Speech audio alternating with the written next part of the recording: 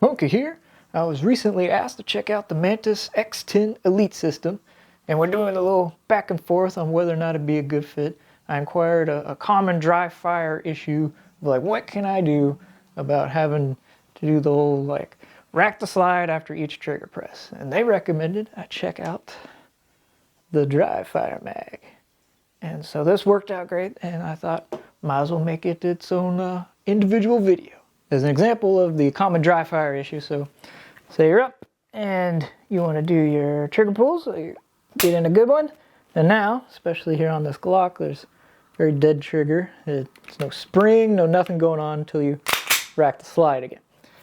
So now you're like, all right, I'm in my groove of getting in my reps, and especially on repeated back-to-back. So now you're just racking that slider. You're creating a bad training habit. You should not be racking the slide during this under normal circumstances. So to help this, have the dry fire mag. Show an installation here of you want to charge it, and then just insert it like a normal magazine. It's a strong secondary press, and now you want to get in a strong trigger press. So it's going through both the pistol and the dry fire mag on that one, but now it's just the dry fire mag interface. And as you can see, it springs back, get a nice perceivable break, and you even get kind of a bonus click noise, which can be helpful to me or if I had an instructor around.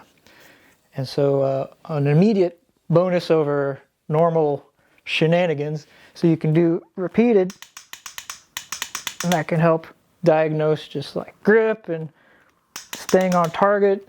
So even the benefits of much faster reps, that one is automatically a superior option that normal dry fire does not offer at all. So going over some of the smaller details of the dry fire mag. No trigger specialist, but I would say feels, some people might describe it as squishy. It's not awful, but it's definitely not breaks like glass or anything magical.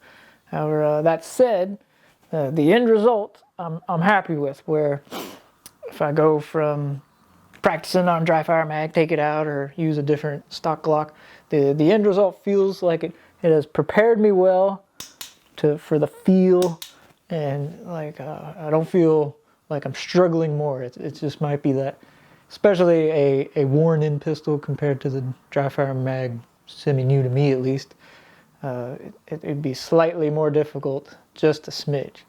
And that brings up kind of an idea I had where I got the spring pack thinking I had this crazy idea. In hindsight, is pretty dumb, where I would put in the strong, super like 10-pound spring on there to get my finger tough to make it easier for when I got to do the real trigger.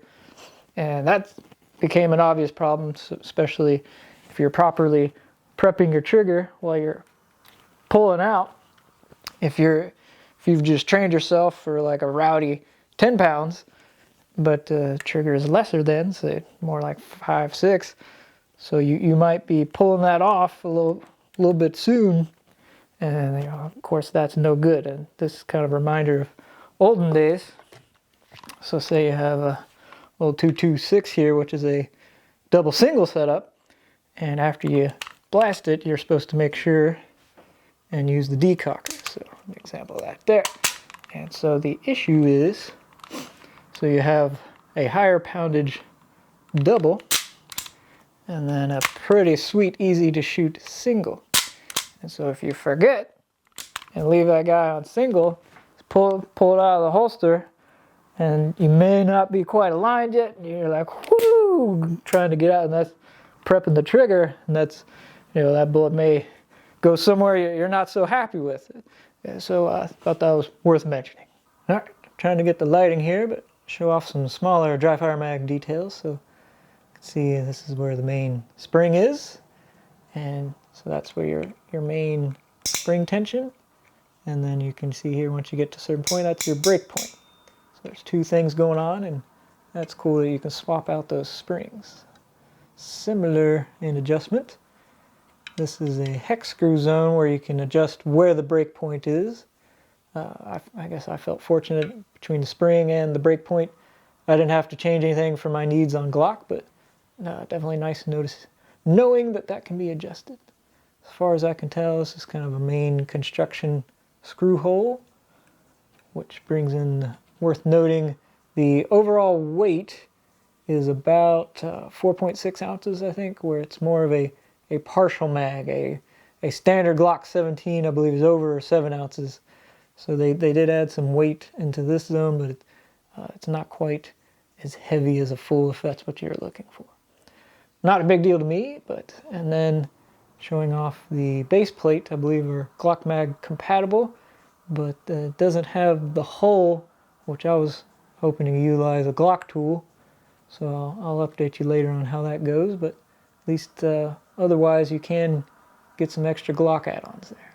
Showing it here with the slide off to hopefully just show how it works better. So this is an example, if you don't have the trigger charged, you'll run into where the dry fire mag is going to run into the trigger bar, kind of hopefully shown here. So that's why you want the trigger charged, pushes the trigger bar a little bit further, so then it can sneak up behind it there. Now you can see the trigger bar interfacing with the dry fire mag. That's how it works.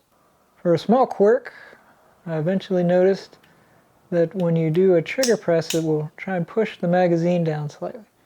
Now I only noticed this by trying to do magazine supported shots, and so it kind of interferes. If you have pressure going up into the magazine, it's going to try and push it back down.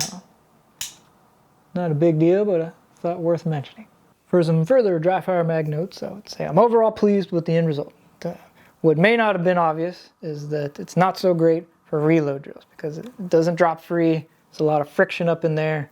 It's unfortunate, but it just wasn't the intent. But when it comes to getting in solid trigger presses, repeated, it's great at that. Getting rid of that dumb slide rack. As far as other products, when I was investigating, some will put the slide and slight ajar, and that'll get a little bit of spring to the trigger, but then you don't have your brake. And it's pretty near useless if you ask me, because the brake is very important to getting it as close to the real deal trigger as possible, to really feel where it's going to break, how much effort it takes to break, all that. Very important to finding your grip and where your finger is going to go and all that. There's other options such as, say, a whole SIRT pistol, which does give a repeatable trigger, which is nice, but then run into other training concerns where then you start looking for where the laser hit goes.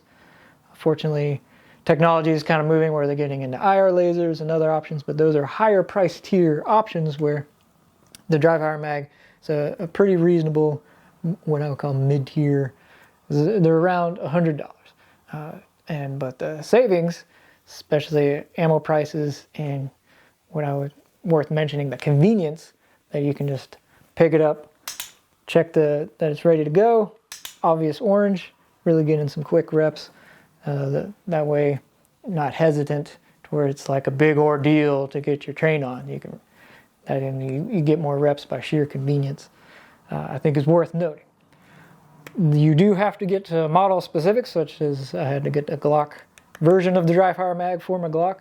If you have an M&P, etc., you would have to get specific versions. They do at least offer a good amount of combat pistol versions. So anyway, I felt the end result was pretty handy and worth noting, even though not like a super new product. I wanted to share that, and thank you for watching. If you like this video and want to support us, please check out the MIL-SPEC Monkey Store. Although known for morale patches, we also specialize in a good selection of DIY hardware and tactical accessories.